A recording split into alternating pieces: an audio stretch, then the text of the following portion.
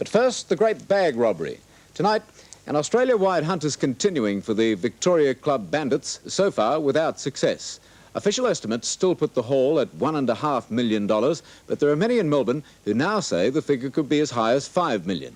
We'll be crossing to Melbourne shortly for the latest on today's investigations, but first, we look at connections interstate. Jim Whaley reports. There seems little doubt tonight that associates in Sydney or Brisbane were in on the job. I understand that at least 5 other men were involved in this copybook robbery. One police officer, in the midst of inquiries in Sydney, told me today that some of the culprits could have left the country already, probably to Noumea or Fiji. Breakthroughs in the case from this end will not come quickly. Police will be relying mostly on informants and a lot of footwork. What sort of people pulled off this great bookies robbery? Mobsters? Almost certainly. More on that from one man who was game enough to speak up today, Tim Bristow. I think they'd be pretty well-educated crims. In fact, I would go as far as to say that the Melbourne criminals probably lead all the other state criminals by a long way. You seem fairly sure that it was a Melbourne operation. There was no interstate affiliation. I don't think this would be the case at all. I think that they could come from anywhere. People can come in from overseas, and I'd even go as far as to say that I think that the fellow that organised the job is overseas at the moment and got the people in to do the job. That smacks of an international syndicate. Well, it does, actually, although the chap, I think, was born and bred in Melbourne but spends most of his time overseas. I think that he would probably have been competent and capable of organising this. And I think with a lot of these security agencies that are in existence today, they're the greatest joke of all times. And being robbed the way they were, it's a bit of a laugh, really, and I think that a lot of the people that do work for a lot of these agencies wouldn't crush a sayo, and I doubt if they'd hit a bull in the backside with a handful of rice, with a gun.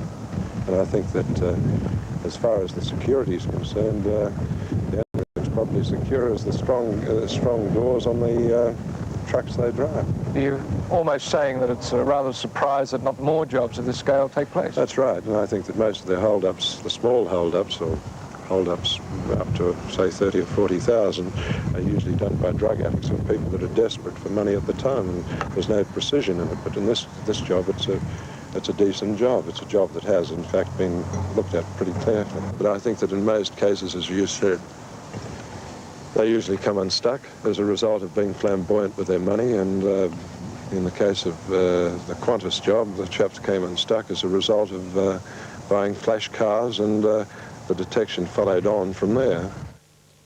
Former private investigator and a man in the know, Tim Bristow. There's a special squad of 20 detectives assigned to the job in Sydney. There have been briefings at CIB today and even feelers overseas through Interpol. But despite the clampdown, this is one case most bookies will be understandably reluctant to quote odds on solving early. Brian. Jim Whaley reporting. Around Australia, the nation's criminologists have their eyes on what's become Australia's top crime. There are plenty of theories, plenty of hunches. So in Canberra today, Peter Harvey asked crime expert David Biles to sum up his study of the great bag job. Mr. Biles, the biggest problem that they're going to have is getting rid of the money. Yes, indeed. I think the bandits will be pretty nervous right now because the amount of money, the story varies, maybe up to 6 million is the latest I've heard. And if there are only 6 of them, or even if there are 10, that's a vast amount of money.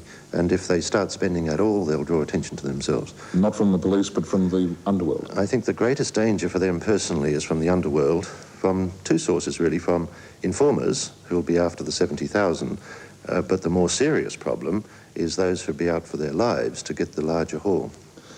Was it an overseas gang, as is being rumoured? Could this be handled by Australian villains? I'm inclined to think, one can only speculate of course, but I think it's not overseas. There are a fair number of reasonably proficient criminals in this country. I've met a few in my time, and I'm more inclined to think it would be Australians. So their aim now is to what? To survive the attentions from their colleagues, yes, as it were? To lie as low as they possibly can, but I think the next week or 2 weeks are going to be critical in the search for these people. Somebody is highly likely to break. I wouldn't mind betting that most of the underworld in Melbourne has got its own shortlist worked out already, and the pressure will be really on for those guys sitting on that money. David Biles, thank you very much.